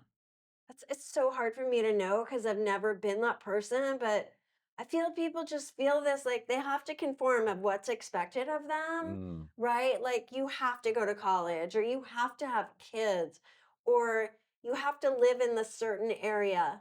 And with me, I've never felt obligated to have to do anything and have rebelled against being normal, but I think yeah, people just kind of feel like it's unacceptable to do anything disruptive, right? Or they're just right. afraid, right? And so I always tell people, be fearless. Yeah. And like let's give example of conference room names, right? they're usually pretty boring. The most popular conference room name is Paris because there's a lot of conference rooms named after cities, and Yeah. oh, who doesn't love Paris? Yep. But it's like so boring. Like, so if you want to just kind of test things out, get permission from someone at the company and just put post-it notes over the names of your conference rooms and put fun names instead. Like a So blabbermouth room. like a blabbermouth. I was Blabbermouth. thinking purgatory would be a good Oh, one. that would be fun. Blabbermouth is funny. I love blabbermouth. No, like you do names of candies, right? Because who Yeah. doesn't love candy? You know, Right. milk dud. Oh, let's meet a milk dud or Milky Way. Milky Way, that's a good one. Yeah. Or you know, Junior Mint. Okay, or Snickers. Tongue twisters. Those are really good. Uh, names of childhood toys, right? So, and I was thinking, so just try some fun. If you get my book, there's a whole chapter on corporate creativity, and I talk about some really fun conference room names at Etsy. They have meeting room names named after musician food mashups. So, for instance, Fleetwood Mac and Cheese, or Oreo Speedwagon, or Sushi and the Banshees. So, like, Those are great.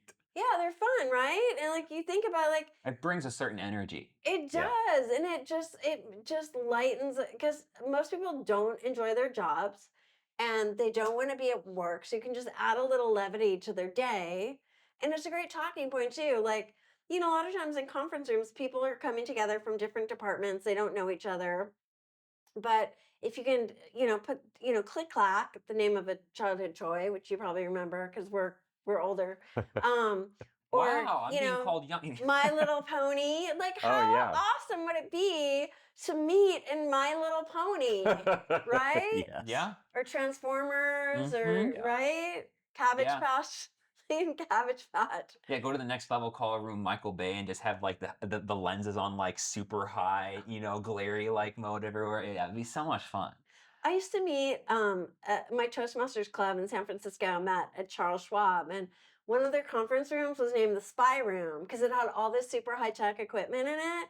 And I love that it was called the Spy Room. Like, Yeah. who wouldn't want to meet in the Spy Room? That was Yeah. a cool name. And like at Riverbed Technology, they name all their conference rooms after fish. And Twitter, when it used to be called Twitter, their conference rooms were named after birds. And Groupon has some really fun ones. Like they have one named "This Used to Be a Forest," and yeah. So have fun. Just Yeah. it's so easy to have fun, and having fun is usually pretty free. Yeah. You know, free or inexpensive. Yeah. The For- thing I love about having fun is when you take yourself so seriously, it's really hard to be creative. Yeah, I think you're right. And being curious is even harder because there's so many things you're saying no to. Yeah. And what I loved is one of the examples you gave at the company that one of the presidents of the company called themselves like the fairy godmother. What was the name of that company? The Make a Wish Yeah, the Foundation. Make-A-Wish Yeah. Foundation. And how once the employees were allowed to give themselves like their own fun titles, all kind of thematic under each other. What was so cool about that is it was like, oh yeah, you're more fun to talk about it. Yeah. It was a small little thing. Yeah. Yeah. Such Yeah. a small thing. Yeah, the CEO called herself the fairy godmother of wishes, and the CFO called himself the king of cashola. I love that one. Yeah. Yeah. Yeah. And you like calling yourself by a ton of different names like the Big Cheese and Yeah, the big cheese. People like that. Yeah, I make my title the big cheese sometimes, and yeah, it's so easy to give yourself a fun job title. Yeah, that corporate creativity chapter in my book is really fun to read, and I say like it's not like the CEO of McDonald's is going to call himself Lord of the Fries, but it's yes. funny. Oh, It's great. it's so great. Yeah. Yeah, because once you let people have fun, so many amazing things happen. Yeah, people let their hair down, right? Like my sign in front of my desk says Chief Executive Boss Lady. Like it's just because people get so like, oh, I'm the Chief Executive Officer. Like lighten it up a little bit. Right. Yep. Love that. So when you're not working, when you're not naming tons of different things, right? We talk about fun, and one of my favorite questions I love to ask people is, where do you get your energy from? when all this is done, how do you refill yourself? Well, I don't ever like get tired or anything because I think naming things is fun Hmm. and like it's like going on a treasure hunt and I never know where the name's going to come from, but I love just being surrounded by color, like, having this big blue pool out there and like all the different colored surfboards and like that's what energizes me, just being around color. Hmm. Yeah. So the question we always like to ask at the end is that if you speak to the audience and just think about where they need to be, the best advice you could give them, looking back on your life, what is the wisdom that you would like to impart, just to wrap up our time together? I would say just be fearless because, you only live once. Do not miss an opportunity. I mean, what's the worst that can happen? I think that's just the best question to ask yourself. What's the worst that could happen? And what's the best that could happen? And usually the best that could happen is way, way more advantageous than what's the worst that could happen.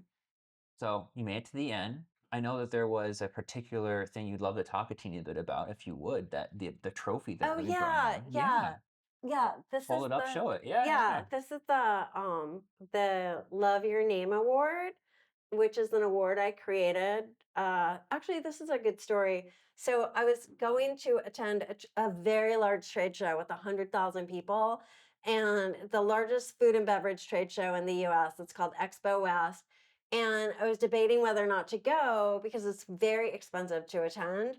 And at trade shows, if you're a vendor, or I mean, if you're just a like a service provider, like I was, no one at the trade show wants to talk to you. They want to talk to buyers, right? So at this show, they want to talk to buyers from grocery stores, right? That's the main thing. They're looking for people that are going to carry their products.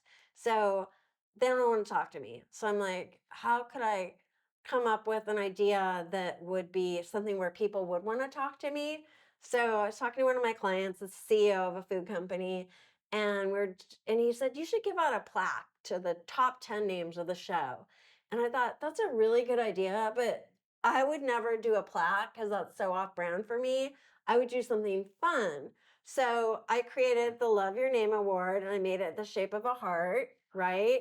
And I decided, okay, I'll give these to the top 10 names of the show. So I spent the first 2 days of the show. First, I researched all the vendors beforehand of all the exhibitors and found some with cool names. I like posted on social media, like, hey, does anyone know anyone at Expo West that has a cool name? I'm doing these awards. So then I spent the first 2 days of the show interviewing people about their names. So I interviewed like 20 different These people are about their product names name, or company names? product name, company name, company names. There Okay. were some product names, but company names ended up what it ended up all being. Okay. So I interviewed people about their names, and then I just decided based on what I heard, what I learned, the people I met, um, who to give the award to. And then the last day of the show, I had one of these. I had one made in advance, and then I gave them to people, and then they made videos and took pictures, and put it on their display. Hmm. And so yeah, so and the number one name was a gourmet cookie dough company named Dopamine, spelled like Dough. So good. Dopamine. Another one that I really love is a whipped cream company called Whipnotic. So yeah, so that was just it was just like this is going back to like how do you get noticed? How do you get attention? How do you like break through? Right. I came up with a way to like do something interesting, like have conversations with people where they would want to talk to me, right? Like came up with a reason to interview them and then give them something, and I didn't want anything from them. I didn't want Yep. anything. Well, see, you're doing the next level of what we talked about, which is, just ask someone for something or do something fun, is Yeah. that you found a way to make it you at the Yeah. same time. Yeah. Yeah. But I also like I talked to the CEO of this company saying, how can I, because he knows he was at his booth the whole show, and yeah, they don't want just some rando coming up like, oh, I'm a naming, naming professional. Like, yeah, that's not going to get me remembered or anything, but just talking to somebody about their name would. Yeah. So coming to the end, you've got all three cameras straight on you. You've got the mic, you've got full stage. You made it to the end. You can say literally anything you want. We'll leave it in. Please don't say anything that'll take us off of YouTube to listen notes and everything. But if there's anything you want to say, anything you want to promote to send us off here, please do so. Well, I would say if you are coming up with a name and you want to know if it's a good name, go to eatmywords.com and take our free name test, the Smile and Scratch test, which is a 12-point name evaluation test that will tell you if your name is good or if it sucks. And also, my book, Hello, My Name is Go Awesome. grab it. Hold up. Go grab it. Okay. Yep. Thank you. Yeah. Hello, my name is Awesome. How to create brand names that stick will help you learn how to brainstorm names and come up with really good ones and avoid potential pitfalls. Yeah, so That's that's great. what I want to say. And then just for entertainment purposes, the copy on eatmywords.com is very entertaining. And I can attest that that particular book is not super salesy. It's not super boring. It is very much as engaging as Alexandra is. Thank you. It is just fun to just sit down and read. I read it in about 2 hours Thank just you. outside, just thumbing through it. So it's a Yeah. lot of Thank you. fun. Very true. And there's great stories, like about the teetering tiki bar. That's the tiki bar in the book There's a right lot there. of stories that I have down here that we don't have time to go through, like, the boss lady ring Oh and yeah, the puppy care service that I'm sure maybe we'll talk about off camera. Yeah. But until then, everyone, Alexander, thank you so much for Thank coming on the you. show. Thank you, It David. was absolutely amazing. And for everyone watching, remember, stay curious. See you next time.